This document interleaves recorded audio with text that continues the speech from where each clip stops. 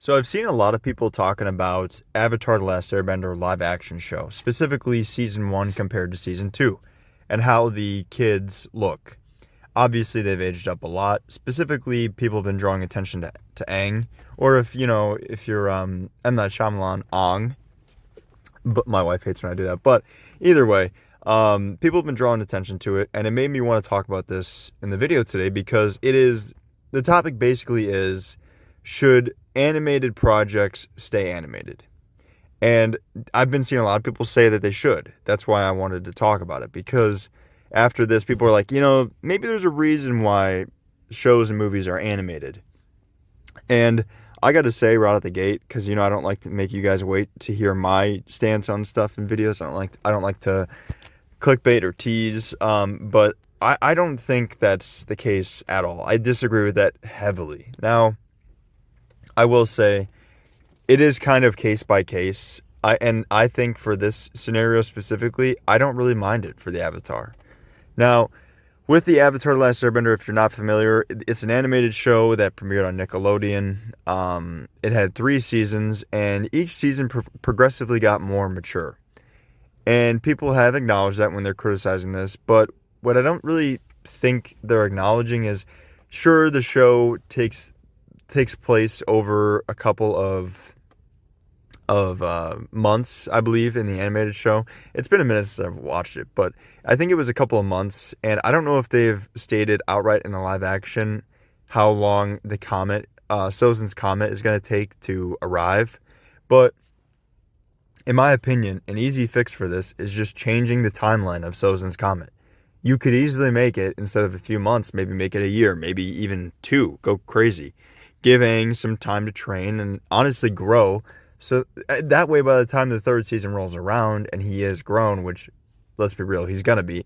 Well, I mean, actually, never mind. I take that back, because I believe I remember seeing something saying that they filmed seasons 2 and 3 back to back. So this actually makes sense for Aang to be mature, or at least look more grown, because he's supposed to be by the 3rd season. And from season 1 to season 2 of the animated show, in my opinion, there is a clear, how do I put this? Like, the maturity level has increased, clearly.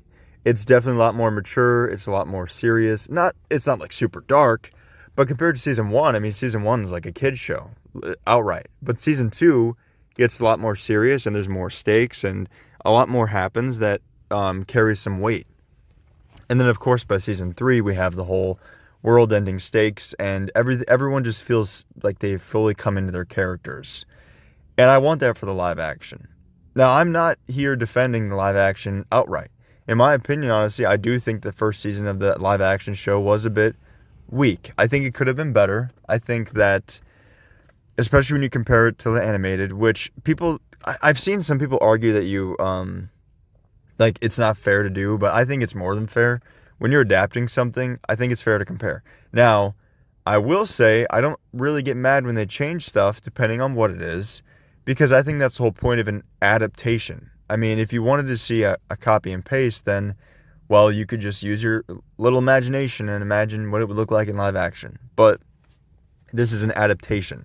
That's why I'm okay with them changing things like Sozin's comet, because in my opinion, yeah, it's nice to have that timer, that kind of ticking clock that's always on in the background that forces the gang to put themselves in certain scenarios. But again, you could still have that and extend Sozin's comet, the timeline at least. You could have them still get in those situations. And honestly, with the length of seasons that they're doing, you can kind of skip around some smaller stuff and just kind of have a little bit of time jumps. Because, I mean, with Netflix, they obviously like to do the 8 to 10 episode formats, the shorter seasons. Me personally, I'm not a fan, but if you cram every episode to where it's very good, very juicy content, and it's entertaining, like Stranger Things, I don't mind. Even though it does take forever, I won't really say that Stranger Things is worth the wait, but I do think it's hard to explain. Like, it's not worth the wait of like 5 years, but I will say it's damn good TV. So that's the same thing with Avatar. If for this second season they've got Toph, she's looking sick. She looks awesome. The earthbending looks amazing, especially when you compare it to, again, Shyamalan's Avatar. Either way, it looks awesome. I have high hopes for this second season, and I think they're going to do it justice. I don't really think that the aging up is an issue, especially with Aang. I would like to see Aang look more mature. Not to mention, it's so funny that people are bitching about this because I specifically remember, I'm not saying it's the same people, obviously, because I don't know them, but I specifically remember people bitching about Katara and Aang looking so far apart in age. Like, they were like, Aang looks like a toddler, and Katara looks young, but I mean, she looks like a teenager. So how is that going to work? That whole romantic thing is going to feel pretty weird. And I know there was a lot of people that were upset that their romance wasn't really in the first season. But again, I would argue that it's an adaptation, and I think they're going to get to the romance, but I don't think they're going to do it in the first season because that first season was just about them building their friendship, their trust with one another. I think in the second season, we're going to see more romance. It's going to make more sense, and honestly, it's going to feel better for me because even though it's acting, yeah, and they're close enough in age in real life, it was weird to see Aang and Katara look so far apart and expect them to be like dating or at least fall in love. Now, with the way Aang looks, I can at least believe it more, buy into it more, and I can feel a little bit better about it in the grand scheme of things. So I'm not really mad at this. I think that it'll work out. Again, this is a case-by-case thing. I don't think that this means all animated things should be live action. I do think there are some things that just work better in animation. For example, Into the Spider-Verse. You can make a damn good Miles Morales Spider-Man movie, but can you make Into the Spider-Verse be what it is in live action? I really don't think so, because another thing people argue with this stuff is like, with the amount of CGI you'd have to use, would it even be live action, really? I mean, sure, you have real people, but at that point, if 90% of what you're seeing on screen is animated or CGI generated, what's the point? It's not even live action.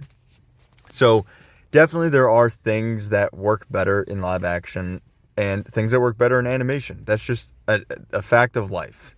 But I don't think it's fair to say like a general statement of being like, all animated things should stay animated if it was originally animated. Like, I don't really like the Disney live action like princess movies. I mean, not really my demographic, I will say. But that being said, I don't really think they're good movies in general, but there's some good ones in there. And I think it's cool to see them in live action when you've seen the animated, because it's just fun to see how that translates and to see things like that come to life. And those are things that are, if it's done right, and obviously Disney has the money, the production can be high enough to where you don't really have to CGI much, and you could still create something that looks very magical. So that is really cool.